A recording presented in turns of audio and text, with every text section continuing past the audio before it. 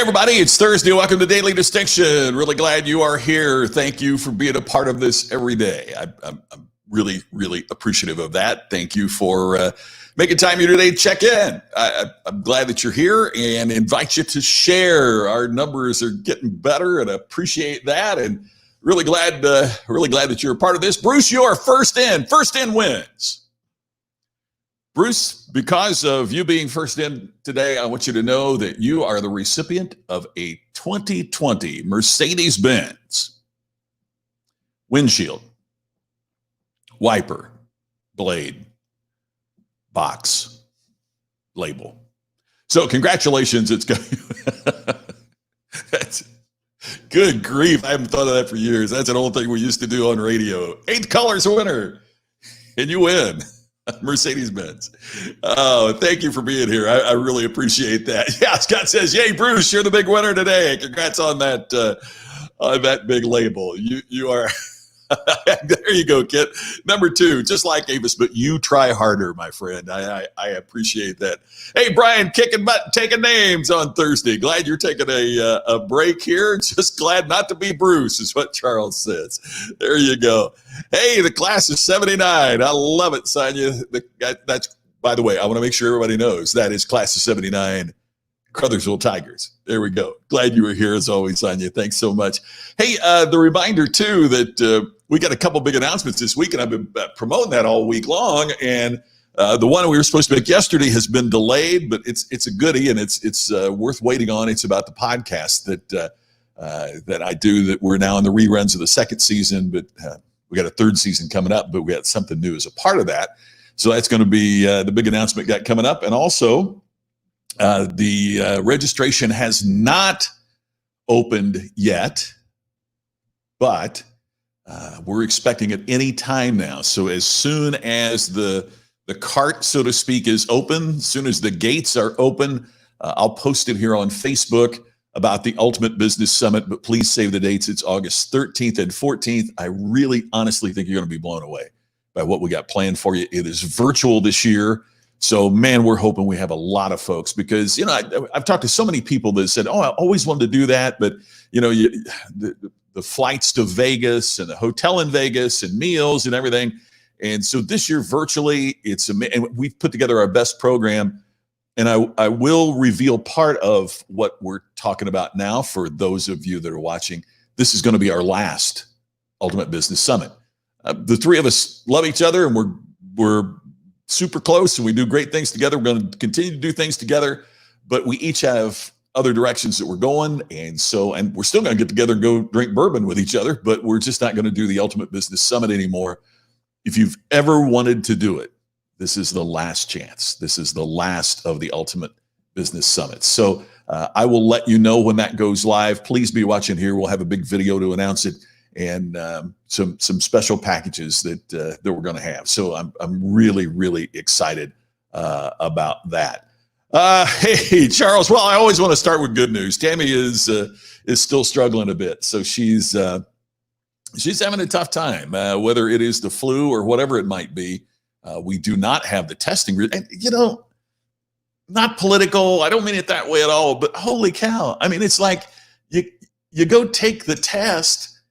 And then they said now it's going to be 5 to 7 days before we get it back. Well, a week, you can get the doggone thing in a week, and you get your test back, and it says that you're negative, and you're fine, and you're walking around with it. It's really, really crazy.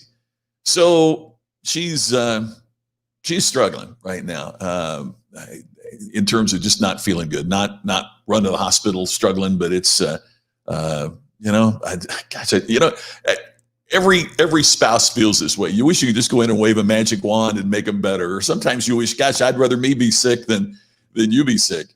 Not only because of the care, but we have a 2-story house and the bedroom and everything where she's in the master bedroom and the kitchen is downstairs. And I feel like I've been on a Stairmaster. So what she's dealing with is a gazillion times worse than what I'm dealing with. But if you I'm dropping weight, man. I'm telling you, I'm on the Stairmaster cruise here. So, Brian, I can't wait to share it. I'm really excited about it. So we've got a bunch of stuff coming. So, yes, it is Thursday, the fourth favorite day of the week. Some positive word. Thank you, Sonia, for that. I appreciate that greatly. So, here's our topic for today.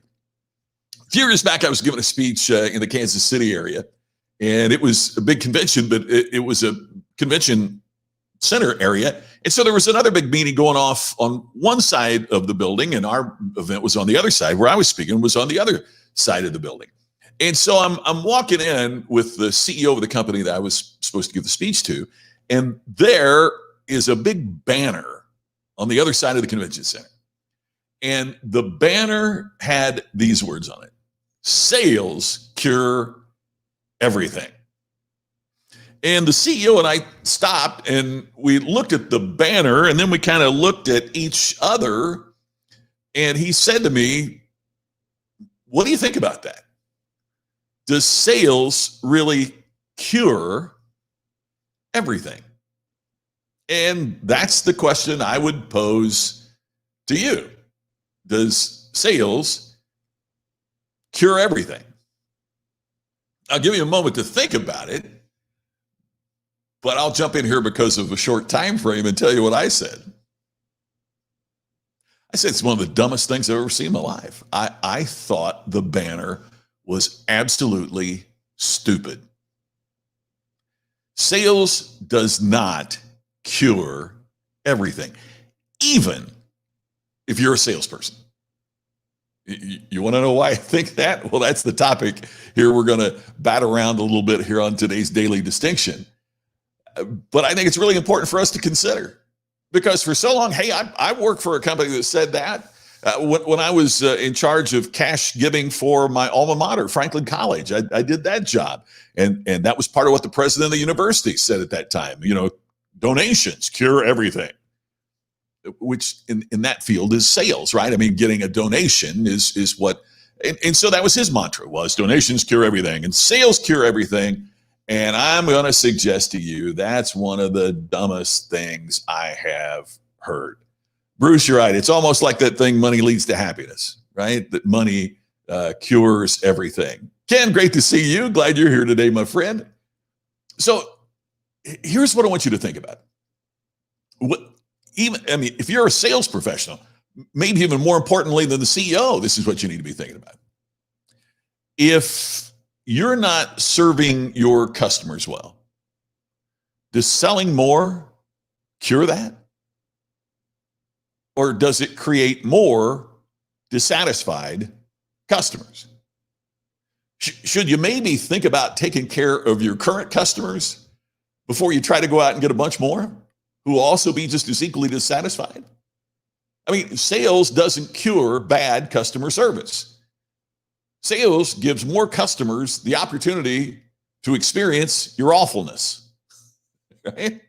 I mean, to think that sales would cure bad customer service is kind of silly, because it doesn't cure bad customer service. And Charles, it certainly cures an empty pocket for a while. Hang with me on this. Let's say you're an entrepreneur, you're a business owner, and you're having challenges in your business. Will sales cure everything about your business? For example, you know, if you can't keep good employees, does selling more keep your good employees? Well, you might say, hey, if they're in sales, it might, because their commissions go up, things get better. But does it really? If you've got a rotten culture where you work, does selling more cure that? And in fact, in some situations, doesn't the push for sales alienate some of those that you need to be serving? Sales doesn't cure that. Yeah, Russell, if you get one, maybe you get the other, right? Here's another question. If you can't stand out in the marketplace, does stacking them deep and selling them cheap cure that? By the way, If you sell and don't protect your margins, what does that cure? It's like the old joke, we used to tell in ag, it cost me $2 to produce a bale of hay and I'm selling them for $1. Well, how you survive, we make it up on volume. I mean, it's ridiculous, right? I mean, if you're not making money on the sale, how does selling more of it cure anything? It gets you in trouble quicker. Here's the last one. If you aren't communicating what you and your organization stands for, if people don't know who you are or what makes you stand out, does selling more cure that? Or does it just make you a commodity a little bit farther down the line? More opportunities to experience your awfulness. Ken, I just thought of that. That just came out. As soon as I said that, I thought, man, I should have put that in the book. I just thought of that. But I appreciate that. Thank you. Yeah, there's a possibility the business owner's a butthead. More sales make them a bigger butthead.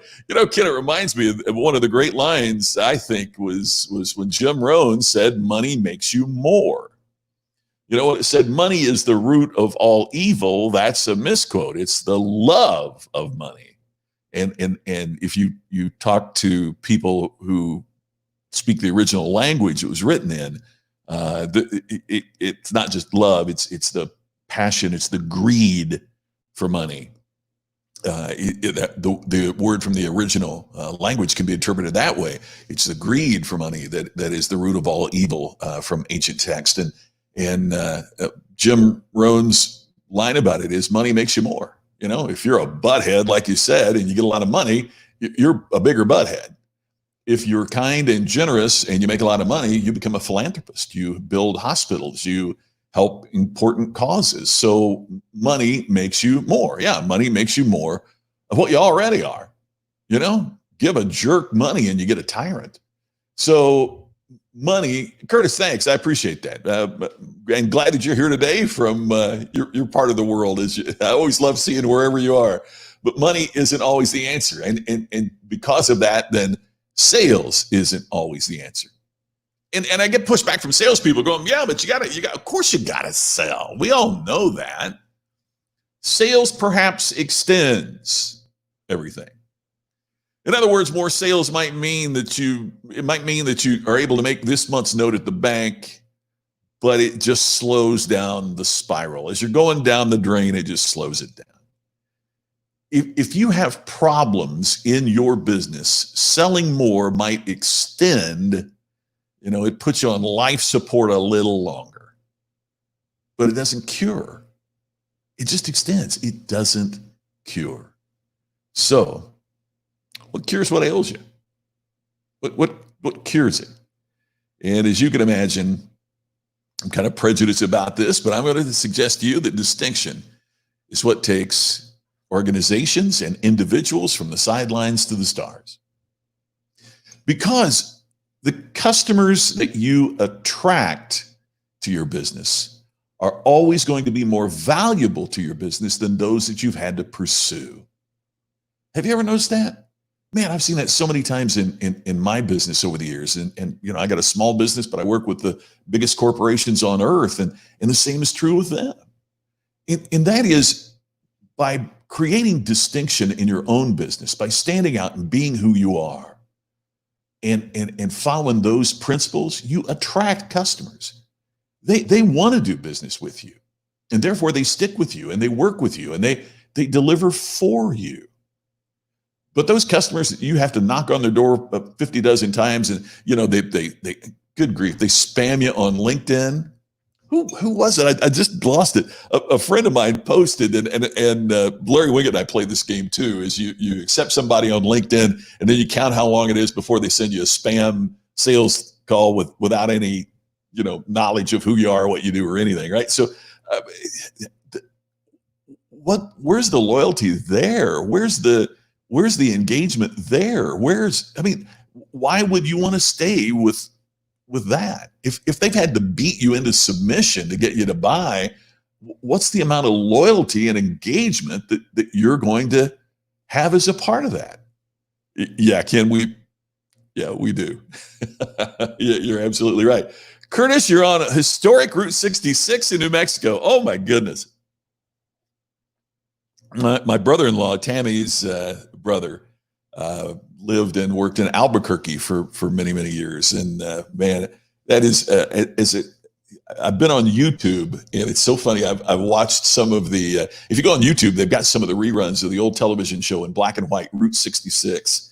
And it just takes you back in time before there was an interstate. The Route 66 was how you got across the country, and you see those two guys in a Corvette convertible. And I always thought that was so interesting. They had to stop and work places to make money to keep going, yet they pull up in a beautiful Corvette. I've always thought that was one of the strangest things about that show. But gosh, what a historic and beautiful spot you're in. So distinction is going to take you to the next level. It can take you to iconic, which is the ultimate level. Hey, but let's start with being distinctive. Let's start there, because it's what takes organizations and individuals from the sidelines to the stars. I'm going to suggest to you that what you got to do is create distinction first, and then watch your sales grow. If you're watching yesterday, I talked about the speech I gave to NAM, the National Association of Music Merchandisers, and one of the things I said to them that they found surprising, but yet that it's other people jumped in and said, "Oh gosh, it's absolutely true," is I said, "Look, how do you market what you do?" I said, it's just one example of one small part of the music business. Let's say you give guitar lessons. So are you better off to put an ad that says, "Learn how to play guitar. Here's my number"? Or are you better off to say, if your favorite guitarist plays Southern rock and you'd like to learn how to play Southern rock guitar, I can show you how. Or if you like to play like Keith Urban or Vince Gill or Jimmy Olander, you're into country picking. And see, those people are more attractive. Or are you better off to say, rather than I give guitar lessons, are you better off to say, do you have a guitar in your closet that every time you look at it, you think, man, I wish I would have learned how to play it? I give guitar lessons to people that have a guitar that's been sitting in their closet for a while. That is clarity. See, we think that the more that we can offer, the more that customers are going to want us and find us. When in fact, when we narrow it, that's when we become attractive. And the customers we attract will be always more profitable and valuable than the customers that we've had to pursue. Hanging out at Guitar Center and waiting for people to come out with a new case and then jumping on them like an ambulance chasing attorney is not the way to grow your business. It's attraction to the business. Hey, Weldon, always great to see you, man. I'm sure glad you're here today. Ted, you as well. Thank you for taking time to be here today. Oh, you are so right. Oh, Oatman, Arizona, the Burros. Wow. Ken, that's something I've got to do someday. I've been on parts of Route 66, but it's always one of those things in your mind. You think, man, I'd love to just take that drive that has so much history. I do have a picture, though, of me standing on a corner in Winslow, Arizona. Although no girl, my lord, in a flatbed floor. My tang got tangled there. In a flatbed Ford, slowed down to have a look at me. I didn't even see any girls in flatbed Fords. Anyway, if you're an Eagles fan or a Jackson Brown fan, you know exactly what I'm talking about there. But the point I really want to drive home to you is simply this: create distinction first. When you do that, sales follow. One of the things that I've said forever, and I share this with my great friend Bruce Johnston of Two Dogs Social, is mind share precedes market share. If people aren't thinking about you, they're not doing business with you. And you can't create mind share on a generic. You can't create mind share on a, hey, whatever you want, we do all things to all people. What creates mind share is when you do something very specific. That's what attracts people. That's what drives people. That's what makes an absolute difference. Oh, Randall, I should have known that you were going to point that out. That's true. Route 66 is the Will Rogers Highway. Absolutely. We went down there several times. We lived in Vegas. Very cool. With creating distinction, you still, yeah, Charles, as I said earlier, yeah, you gotta have some sales to keep the door alive, to keep the door open, keep your company alive. It is not negating at all. You are exactly right that sales, you can't shut down sales. But to assume that, boy, if we sell more, everything's going to be fine, that sales cures everything, that's what I've got the objection with. That it doesn't cure anything. Brian, and you make such a great point. Yes, it matters more than anything today. And you're right. Customers are smarter than ever before. And here's the other thing. Customers have access to more reviews and evaluations and the thoughts and feelings of other customers than they've ever had before too, right? I mean, we had a okay, Tammy and I bought bikes. We bought these used bikes, right? We found these used bikes online here in Vegas. And so she and I went one place and they had a female bike for sale. I found a male bike for sale. So we bought these used bikes because we didn't want to spend the money on new bikes because we, didn't know, and particularly with summer coming in Vegas, it's only 101 right now. So it's a cool day. So we buy these used bikes and they just needed a tune-up. Still cheaper than buying them. Just need a tune-up. So we go onto Yelp and we find this guy and we find this business and it's bike repair to your door. The guy pulls up. He's got a converted van and it's a bicycle shop in the van. And it was incredible service and it didn't cost any more than taking it to a bike shop. And you don't even have to load up your bike and take it to the bike shop and take it back. Here's how we found him. He had such amazing reviews from other customers that couldn't wait to tell you how great it was. And then we jump on Yelp and tell everybody else how great it was. So, Brian, to your point, you're exactly right. Is that being out there, and having integrity and all of that is not only critical because how smart customers are today, but also because how they talk to each other in a way that they never, ever have before. Hey, Nancy, glad you're here for just a bit. Hey, here's my great friend, Dana Williams. Man, I tell you, I wish I could jump on a plane, go see Diamond Rio in concert. Dana's been a guest here on the show. In the music business, is it better to let your beliefs out for everyone to know where you stand, or keep them to yourself so you don't offend anyone to try and please everyone? Dana, what a great question. Here, or in any business. I'll go back to something that I believe in, and I partner with my pal Larry Wingate in saying this. Every band, every business, everybody wants raving fans.